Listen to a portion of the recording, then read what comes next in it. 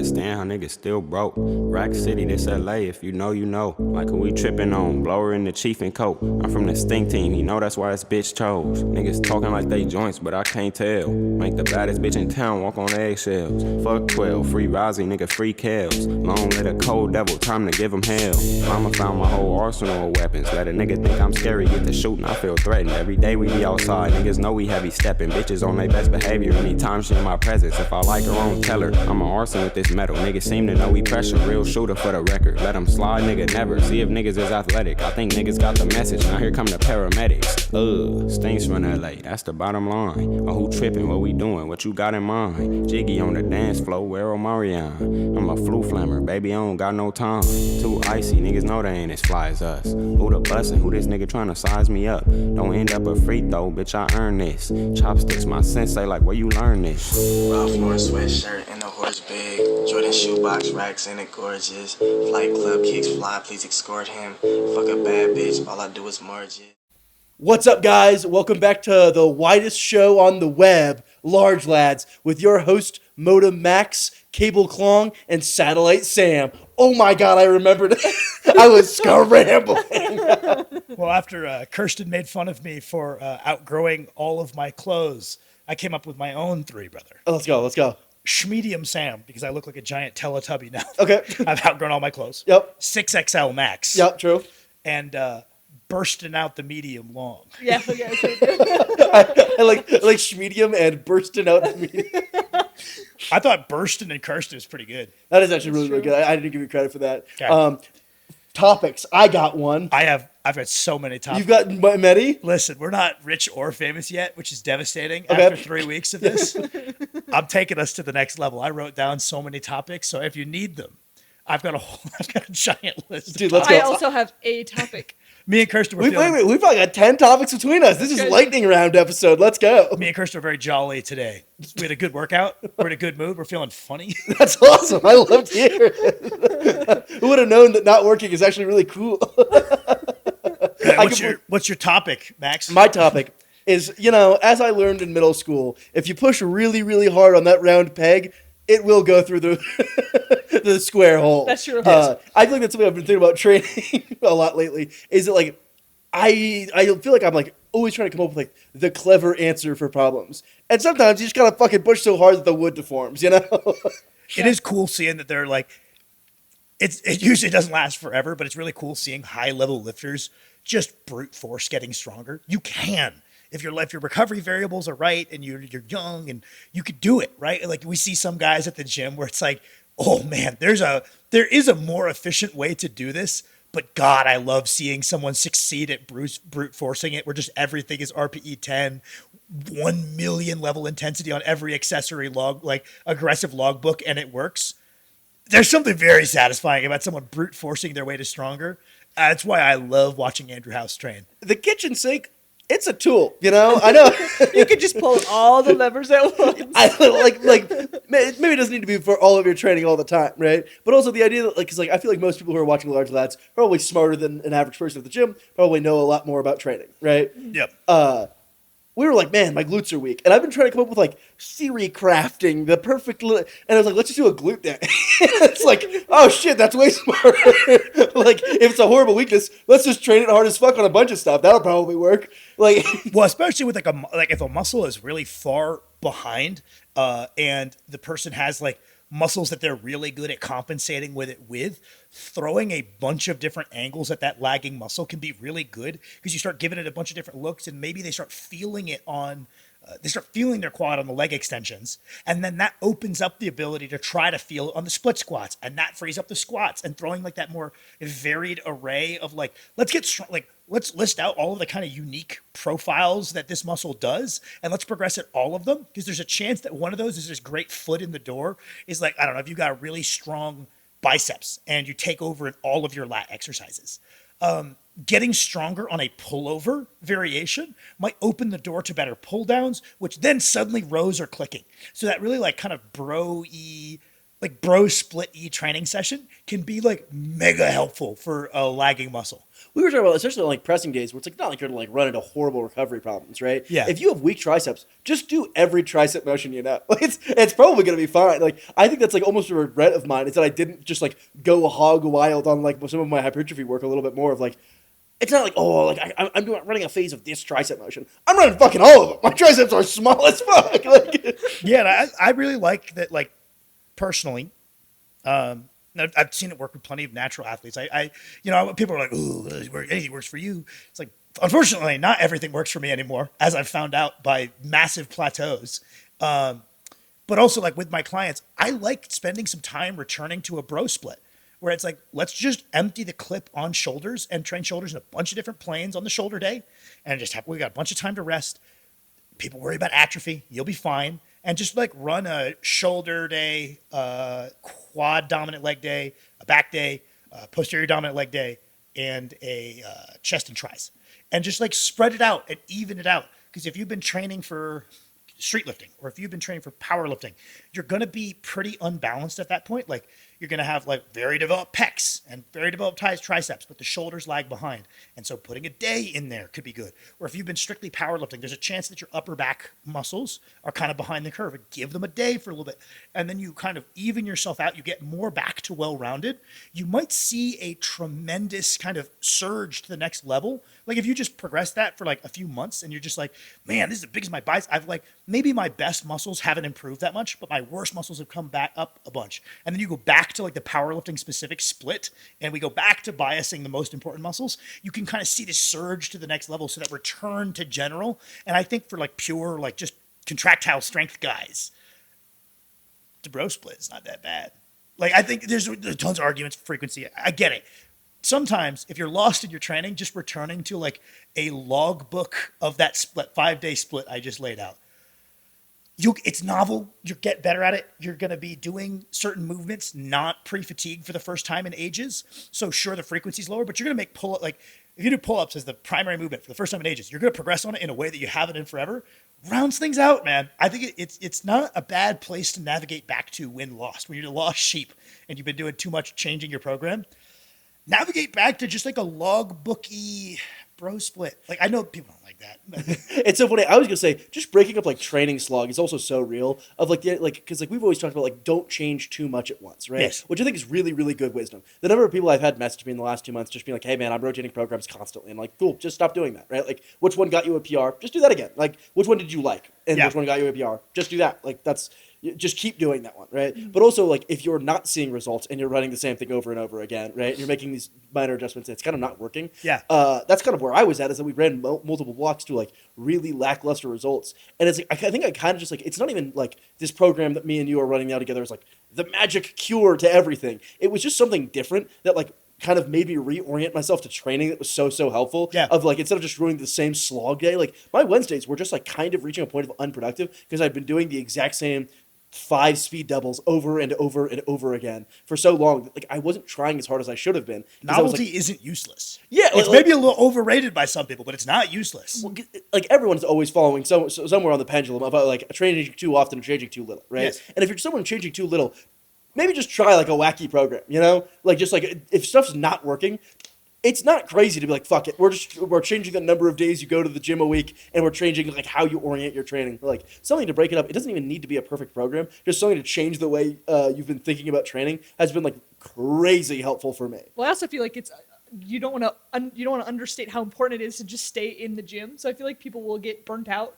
And instead of just doing something they find fun, they'll stop going well, to the hypothetically, gym. even if the split is optimal, if you're going to quit go to the gym, who gives a fuck about optimal? Yeah, Stop doing that shit. So on that note, if you hate the bro split, don't navigate back to it. Yeah. But I think it could be a good way to get guys who are like just chronic, like fiddling with the split, fiddling with the exercises. It's just kind of an anchor point of touching on everything. So then you also have a 0% chance of like forgetting a major muscle group, which is awesome. Well, I was just going to say, when I was in college, I didn't have time to do like the full powerlifting program that I had been doing. So I just had to do like a little bodybuilding phase. And it ended up, I found out through doing that that's the type of training that I enjoy the most. But I never would have known that had I not been forced into not doing a structured powerlifting program. Well, and you did that same thing, right? Where you took it kind of to that bro split. Yep.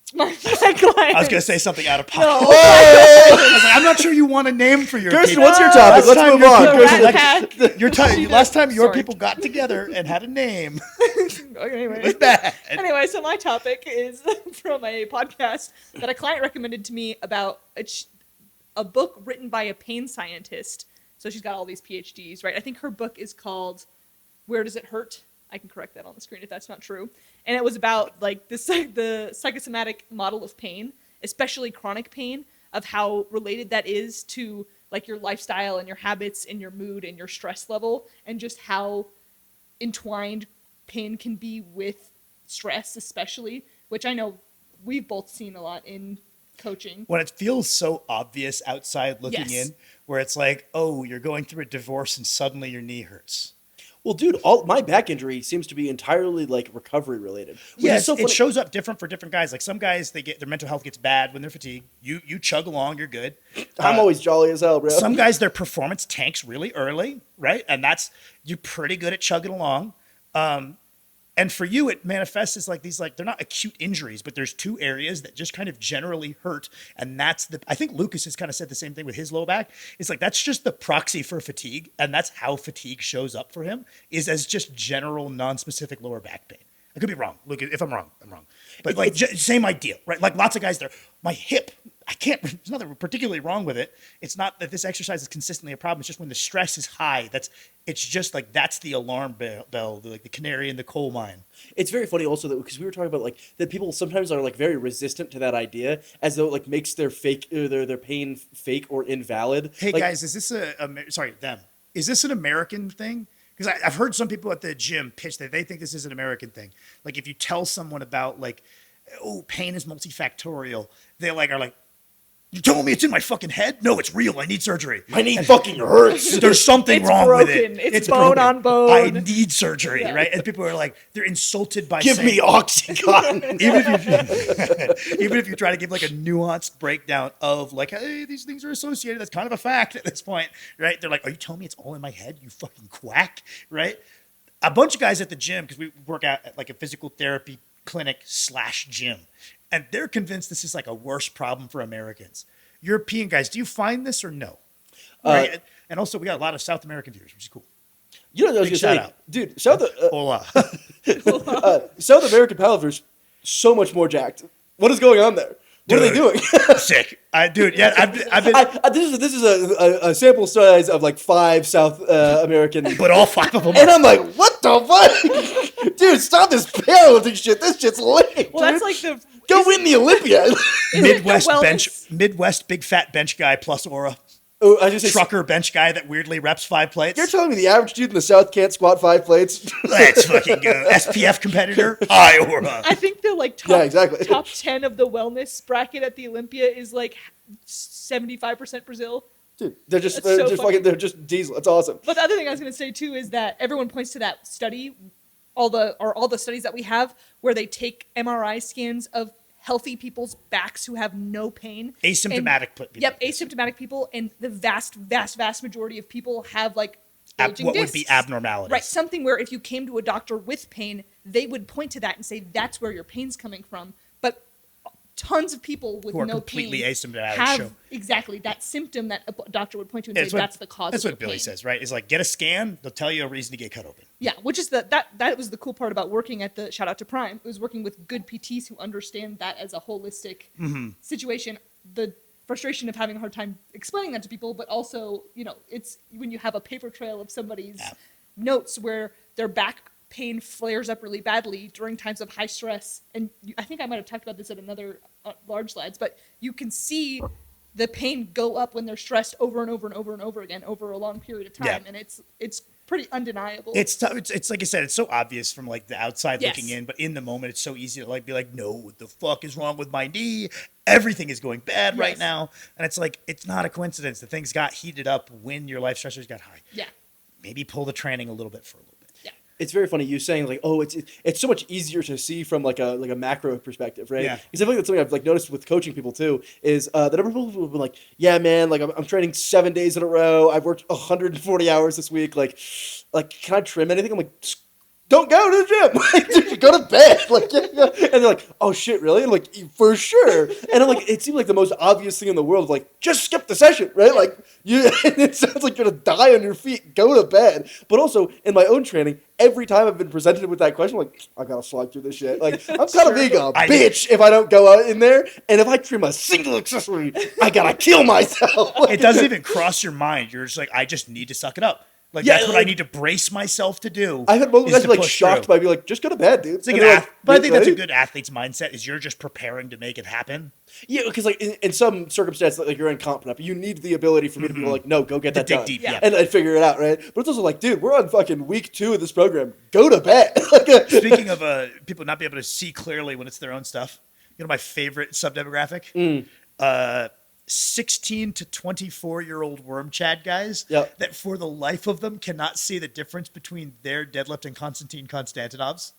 Oh, it's awesome. So like he's a round back deadlifter like me. I'm like, here's a screenshot. Just 2 round back deadlifters hanging out. One of them is like the worm chad shape, and he's like, yeah, we're both round back deadlifters. I was like, you can't see. KK's back for the guy who like was largely responsible for spreading awareness of the viability of a rounded thoracic conventional. Yep. Which especially look at high-level IPF meets. You see a lot more rounded thoracics than you see flat back conventional pulls. Yep. Right. For the guy who was responsible for like being like, but KK makes it work. KK makes it safe. His back wasn't even that fucking round. His low back is like fucking. His low back's flat as fuck. His low back is flat as fuck. He's a little crunched, but like that's the famously ultra round guy that you guys are citing. I remember Steve Johnson was the fucking that was the true round back guy. Whole back. Yes, that was a whole back round. That was not a thoracic round, right? But it's funny. I love this is based on a medium sample size. American worm chad guys tend to be like really angsty, maybe a little angry guys. Okay. European worm chad guys are the weirdly chillest guys ever, and they just refuse to fight.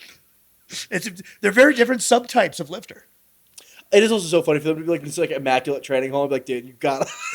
I have a side note. Dude, hell yeah, let's hit it. You know what I love? What do you love? The Planet Fitness training videos of 2 dudes, one of them spotting the other, but just in the most bizarre, worst way possible. Deadlift spotting videos are my favorite. I saw one today where the guy literally had his arm around the other guy's neck. Yeah, he's like this. And the guy was deadlifting in the Smith machine, and this guy's lifting his head up like. Or like the guys who get behind their boy and help him walk out. I love that the 2 ways to spot somebody on deadlift are both extremely like. I saw you either gotta mount him from behind or you gotta come up there and put your chunk in his face. Dude, there are 2 ways to spot someone for this. I saw an even gayer way. I saw this guy who was deadlifting and his boy came up and like grabbed his chin and like pulled it up like this is the craziest thing. 1, how unsafe this is, but 2, don't do that. And they're like, baby girl, you gotta keep going. That's a real. Yo, boys, if your buddy's about to outpull you on deadlift, pull that on him. He'll put the weight down. Don't worry. I promise you. Go up and grab his chin. He'll put the weight down. Start training your 40-yard dash and start. He doesn't want it that bad. Yo, test how bad he wants to go do that to him. It's an old school coach thing to like kneel down and like to psychologically help your lifter, like ease the bar off the floor, like just show your hand on the bar for deadlifts. Don't do that shit. Yeah, no. It's like, sure, it can help you overcome a psychological barrier. Your client, on average, now has a mental dependence on you being there. That didn't really solve the problem. Like old school guys, they had systems with their training partner that was like communicated over time, where they would do lots of hands on bar benching. And from a bodybuilding perspective, I don't mind this at all. Dude, on incline, sick. I was just getting like a fucking. What? I was getting some assisted reps on incline. The other day on incline, this guy came up to me. So I'm getting some motivation from these. What the fuck, Max?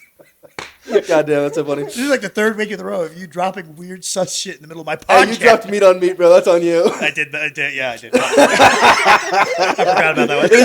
It's impossible to talk about lifting for an hour a week and not say weird games. But that is the real thing, especially with powerlifting, where the psychological dependence, but also then people don't understand what their actual max is. Yeah. So then they're perceived that they've done this lift, that they don't know how much assistance they had, and then they go to max out the next block, and they're nowhere close, and they're like, oh my God, I got so much weaker. It's like, you don't know that.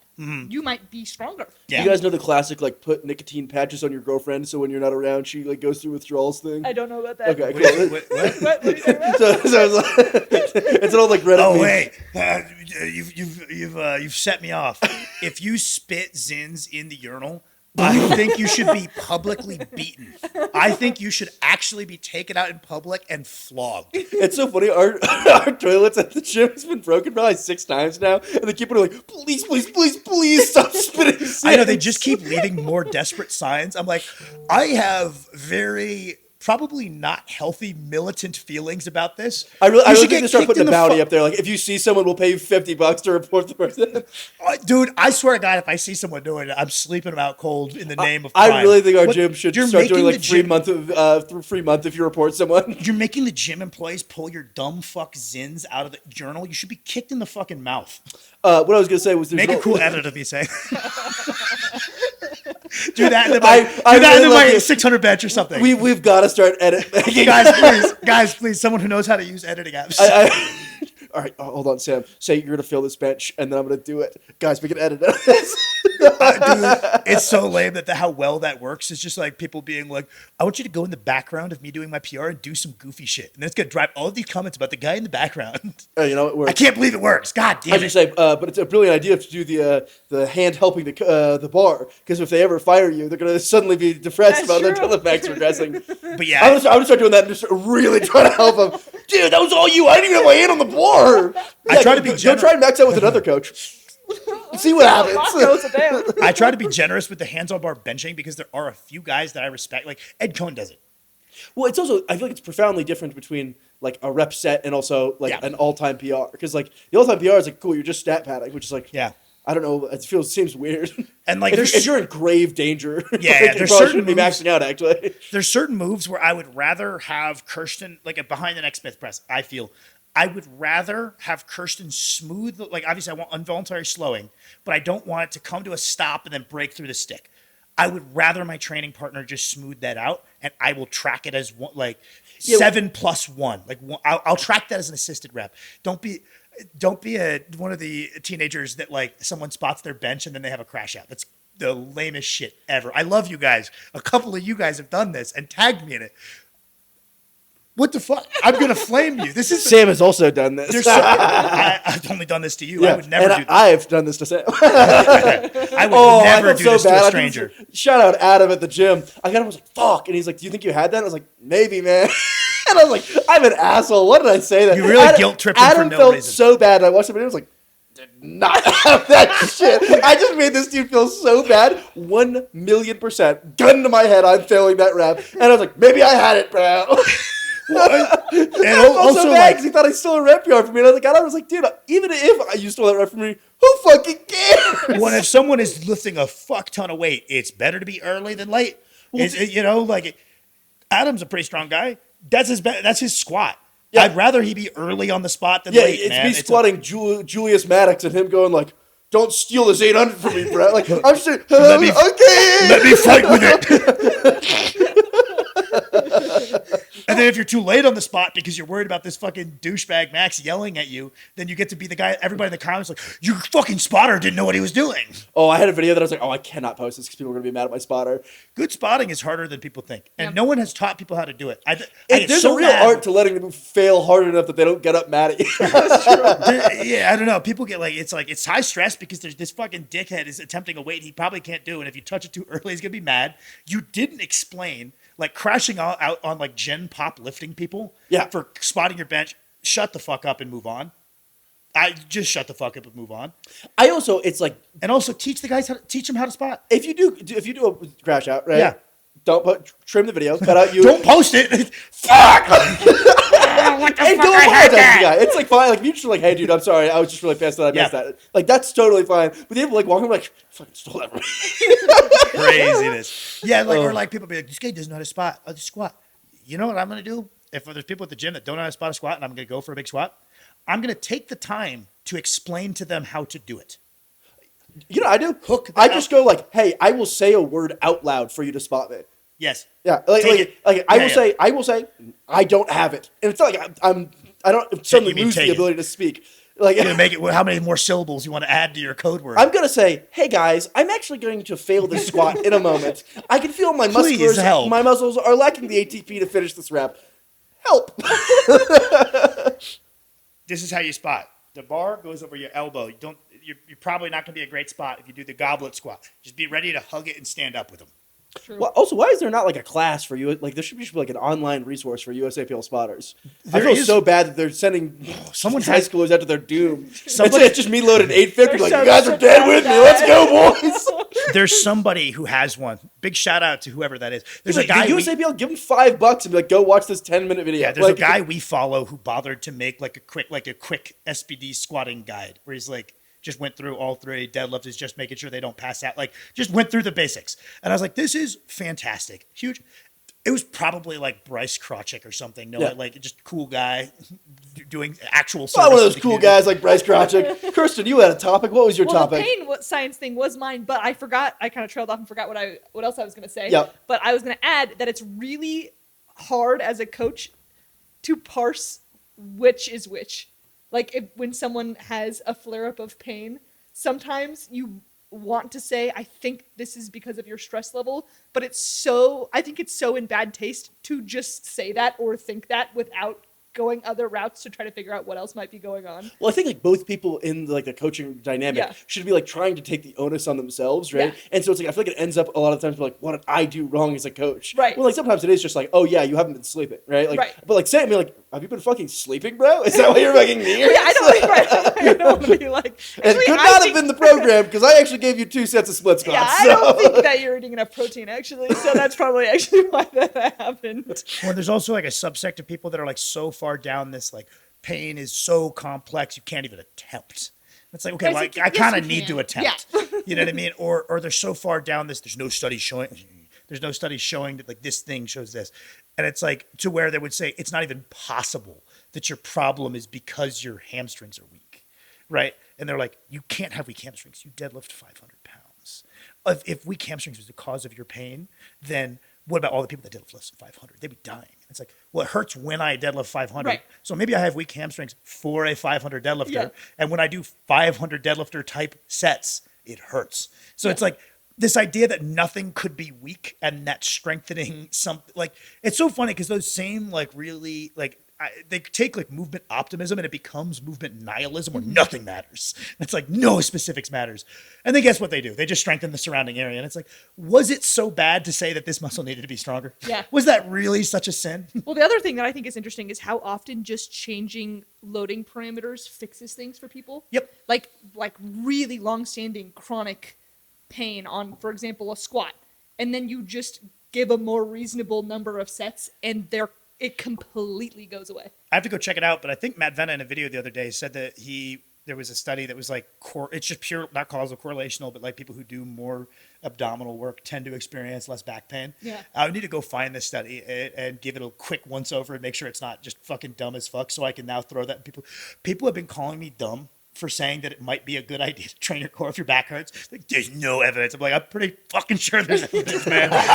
I've seen it work like 100 times. Yeah. If you have no back pain and you lift great and your brace is great, okay, you don't need to. But if it's worth trying, a better programming, but also it's worth fucking trying if you have back pain. I've seen it work a lot of times. There's no evidence. There's not even a good study looking at it, dickhead. And now maybe there is. Brother, you got your next topic? Yeah, I got 2 more if that sounds good to you guys. I also got 2 more. Whoa. Okay, Yeah. I got 3 more then. Whoa. Pussy. Whoa. Bitch. I actually have 6 more. Oh, fuck. Yeah, we're a 4-hour episode of Large God Hats. damn it. Maybe that's what we'll do for some milestones. We'll do a super long episode of Large Hats. You and I were talking about how the other day it's funny, like people are like, I'm just so genetically blessed in this one muscle group. Have a sip of that.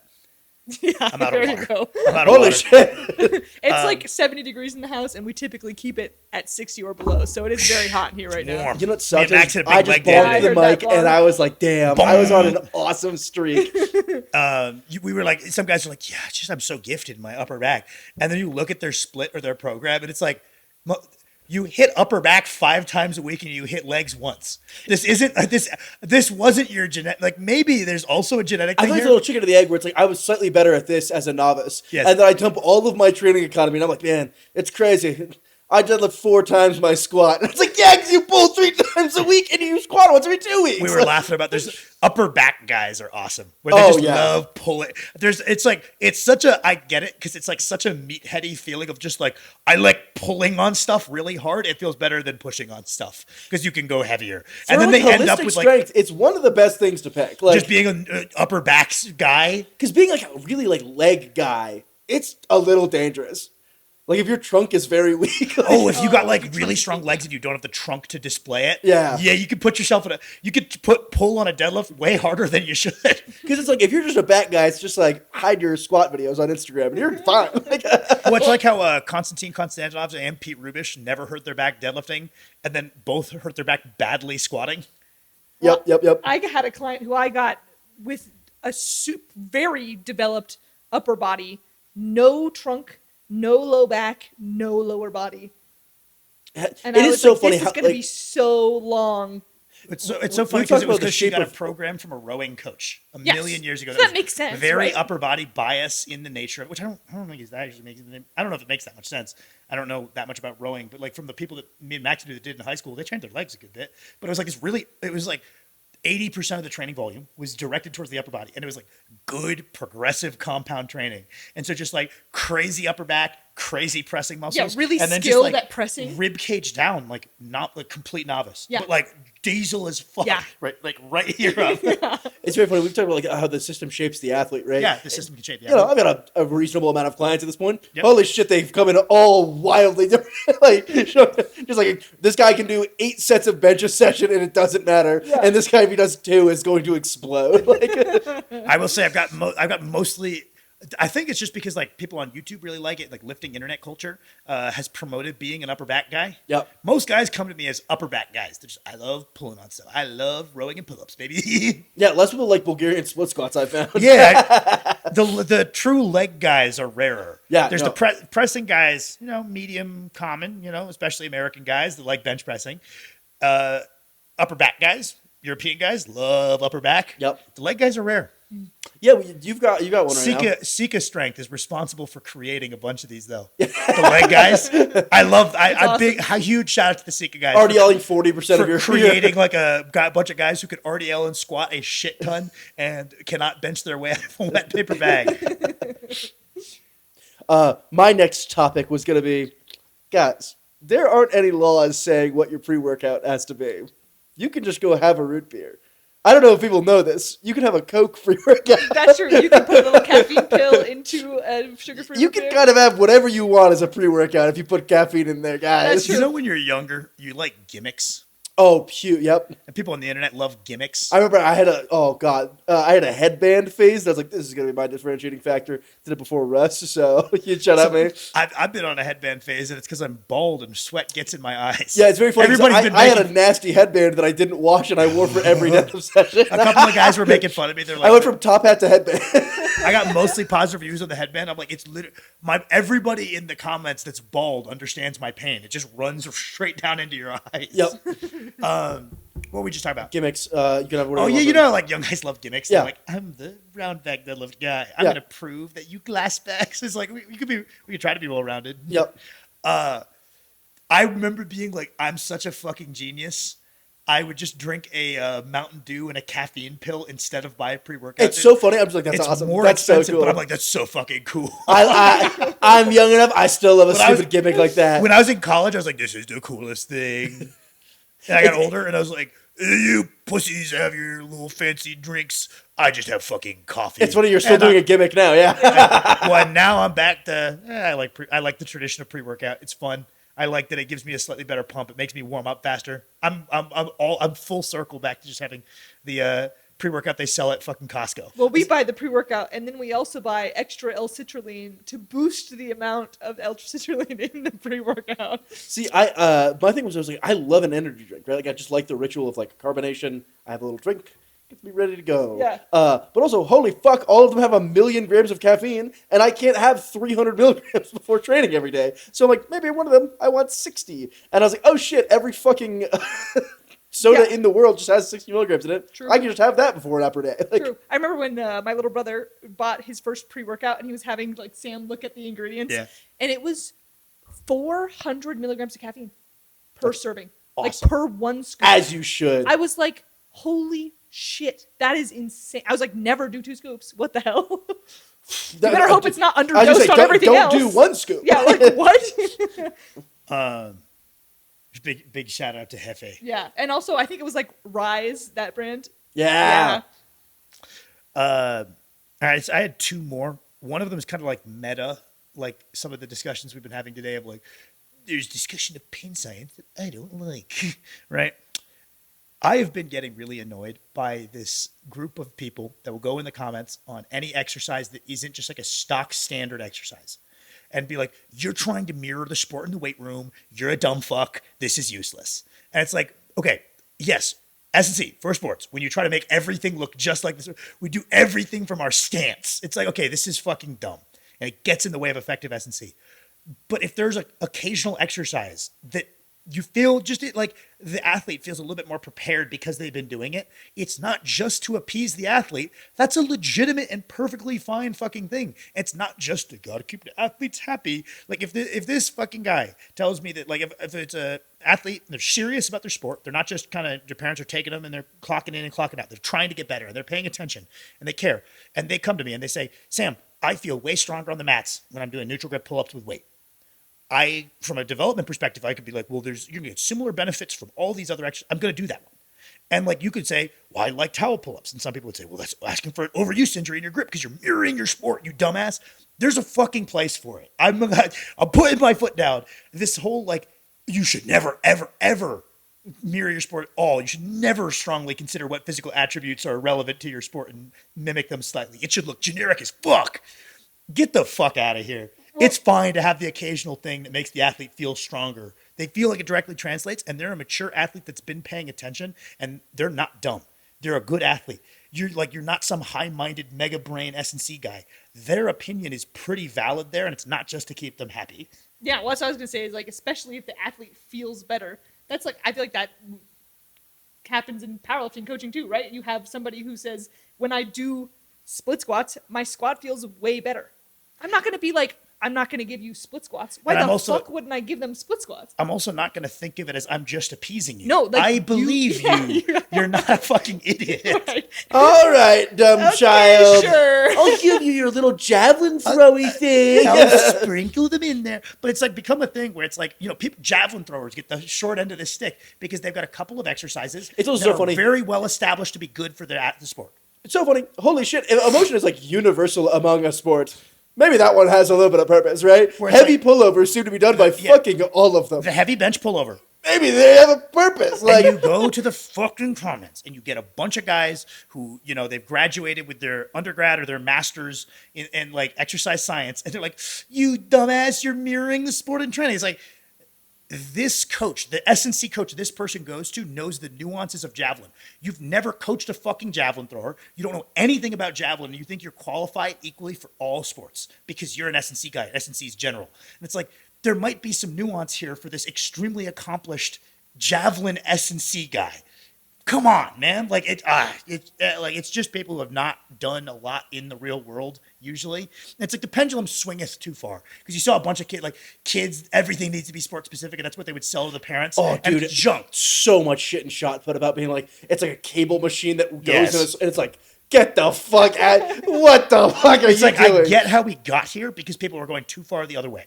And it's like, yes, your training should look general and potent developmentally, and it should be general in nature. But this idea that it should, now you have the ultra vision, that it should never be this way. You should never, it's like the guys who are like, you should never do above 8 reps. Shut the fuck up. Dude, I'm not gonna lie. That was an insane, grifter space I got to see was, I could get your kid into D1 schools shot put guys. Just giving the most, whack bunk shit I've ever seen. And it's like, it's not like this is a contract where if your kid gets D1, you make your money. You're getting paid regardless, right? So you don't even need to be that good. You just need to be really good, like on Instagram advertising. Yeah. And I was like, man, this sucks. Just like the number of kids who are either being given false hope or should have hope and are getting like the most just like bullshit. Like, have the kid do a fucking jerk. Like, have him do some squats. What are we doing here with this like weird shit? I remember you used to when you were shot putting, you would always send me that stuff. Be like, get a load of this shit. Well, it was just like, dude, it's so crazy because it's like, what a, like, those guys, I have to believe in their heart of hearts aren't like being like, nah, I'm giving these guys stupid programs. Well, Like, that's what I always think. I always assume that that's Kirsten, I always Kirsten assume assumes malice. it's malicious when people give people dumb and bad stuff to do. I'm like, you actually hate your athletes if you're giving them this I bad make of a way more program. money if my athletes do shit. Like, We've talked about this a couple of times. It's like I think a lot of people that people call grifters. I'm like, no, I think they think that. Yeah. They 100% believe. yeah, they just have a bad opinion. That's not Yeah. grifting. They're just wrong. It's like, sure, they maybe like reinforced it because then they got like a bunch of positive feedback so that like strengthened their opinions or pushed them a certain way based on feedback, but they authentically think that shit. All right, last one. I was wondering if you guys had any thoughts on this because I was just thinking about this today. Is like sometimes we know what our like weakest link is, right? It's like it's something that like we're so bad at it, it's tough to get started.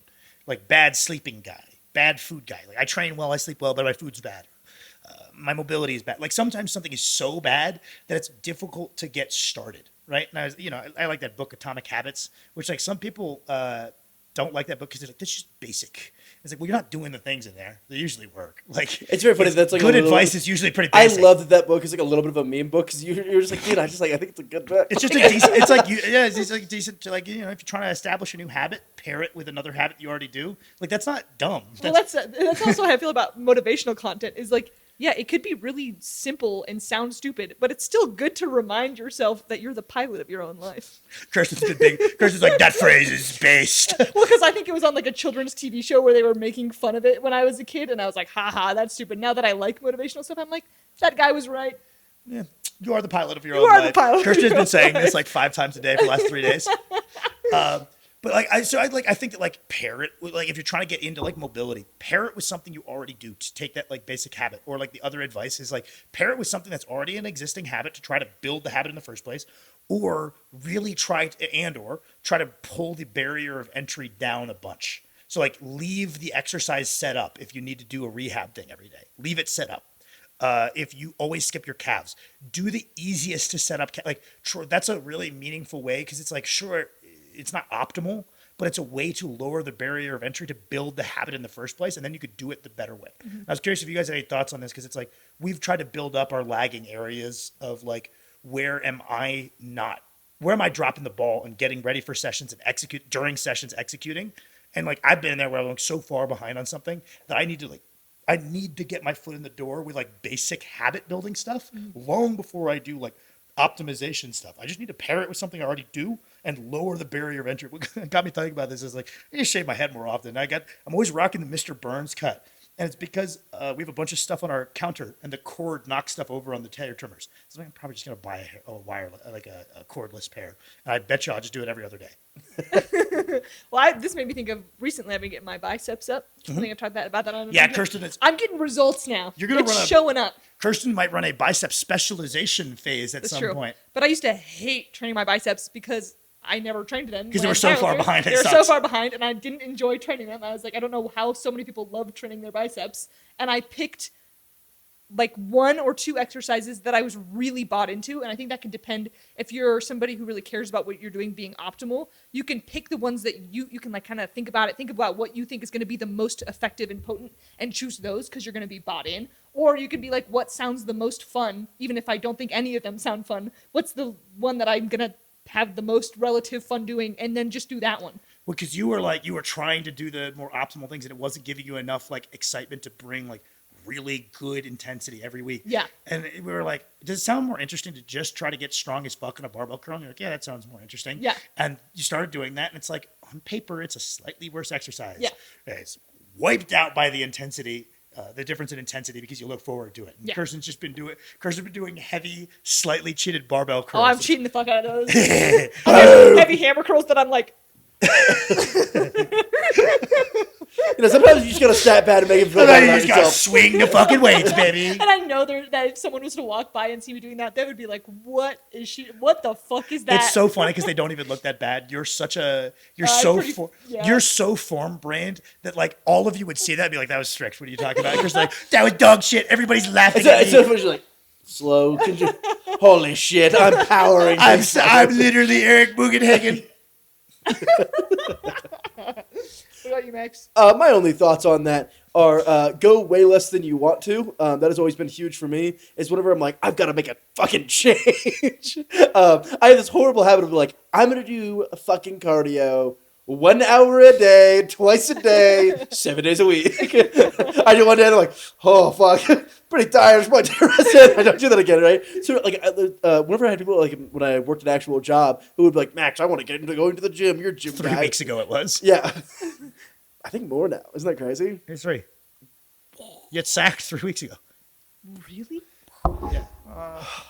All three of us got in a good gong bong in. God damn it. Shout out the gong bong.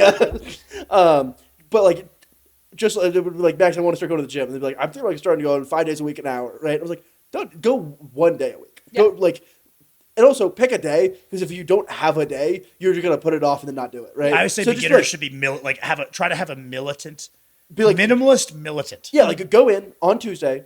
I don't like you can sit in the parking lot. Go to the gym for 30 minutes, right? Because it's like if you go start your program off with this like massive jump, right? I think that's like whenever you're like, oh, I'm so far behind, I'm having a hard time getting my foot in the door. There's this like I have like this compulsory need to like overcorrect and be like I'm gonna jump into like what's gonna be optimal or like what's even the point of fixing my diet if I'm not gonna be reaping all of the rewards. Yeah. And that's like so I'm gonna eat only chicken. Oh my god! Every one of my fucking high school buddies is like, I'm getting on the gains train, bro. I'm drinking nothing but cottage cheese. And then they fucking quit. And I'm like, dude, 1 day a week, have a fucking chicken and rice meal, you dickhead. That will be way better Yeah. than the worst gong bong yet. My that hip was cramping from our leg workout. It's so funny. I gave Sam the hip cramp chair, and I took his office chair. I always have the hip cramp chair. What? Oh, I thought you had my chair. Oh, I yeah. yeah, sorry. I always get the bad chair. Yeah, all of the chairs are hip cramp chair after leg day. Well, I was gonna say is Dr. K actually talks about this YouTube channel, Healthy Gamer. If any of you guys out there want to check it out, but he talks about how when people try to develop self-control, it's really hard to not just go full throttle when you're motivated. Yeah. But it actually requires self-control and is an easier way to build self-control to hold yourself back a little bit and say like, I'm really motivated right now. I'm gonna exhaust myself and clean the whole house. You should do a way less than that in a controlled manner, and then you're practicing self-control in a way that's easier. That's easier, and then that helps build the skill. So when you want to do the thing that's harder, when you're not motivated, you have that skill. Was this an awesome episode? Isn't or that what? pretty sick? I feel like this was a heater of an episode, guys. We're gonna fix the mic thing. It's Sorry. because this table is a family heirloom of Kirsten's, so we can't mount the mics on the table like they're intended for. Yeah. And we have little things below the table to mount them to. You guys sawed off the top of a bar stool, Yeah, we sawed a bar stool apart to have a mount. and then we also have the side table from Sam and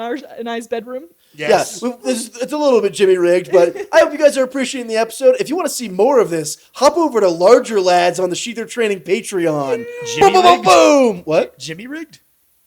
I think it's Jerry rigged?